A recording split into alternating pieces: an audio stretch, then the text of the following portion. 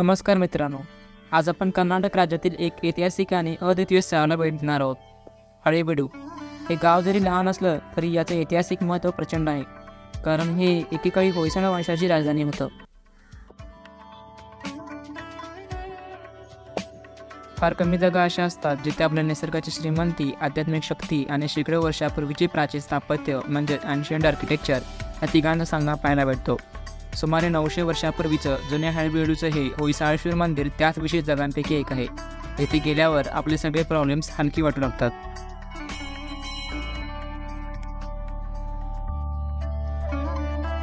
अकराव्या ते 14व्या शतकात होयसळ वंशाने या प्रदेशावर राज्य केलं आणि त्यांच्या शाही साम्राज्याचा थरार आज आपल्याला अनुभवता येतो होयसाळेश्वर मंदिराच्या माध्यमातून.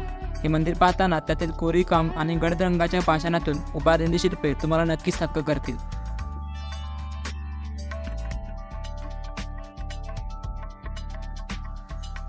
हे मंदिर प्रभू शिवाला समर्पित असले तरी तुम्हाला येथे वैष्णव धर्माशी संबंधित शिल्प देखील दिसतील.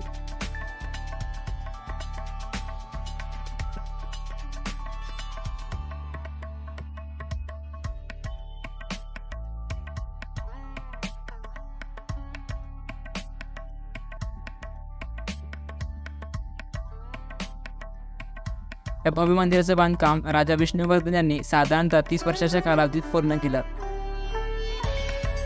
मंदिराच्या प्रांगणातील नंदीची भव्य मूर्ती आणि द्वारपालांच्या अप्रतिम शिल्पकलेतून होयसळा कालखंडाचा वैभव आजही जिवंत वाटतो.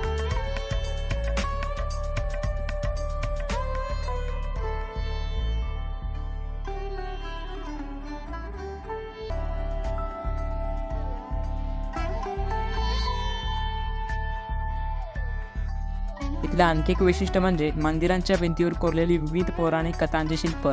गायक, नर्तक, वादक यांच्याबरोबरच समुद्र मंथन यासारख्या पौराणिक कथांची अप्रतिम प्रस्तुती इथे पाहायला मिळते. त्यामुळे इतिहास, कला आणि अध्यात्म यांचा अनोखा संगम इथे पाहता येतो.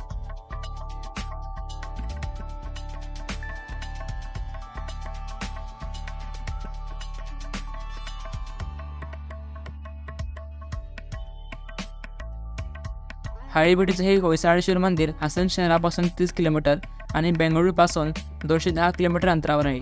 त्यामुळे जर तुम्ही कर्नाटकाच्या परिसरात असाल तर या ठिकाणाला भेट देणं नक्कीच एक अविस्मरणीय अनुभव ठरेल.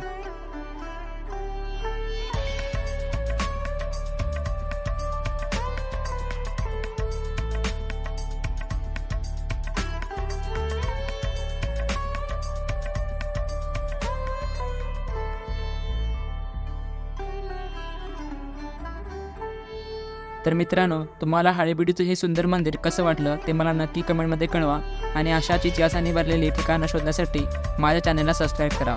पुढच्या व्हिडिओमध्ये भेटूया एका नवीन ठिकाणी. धन्यवाद.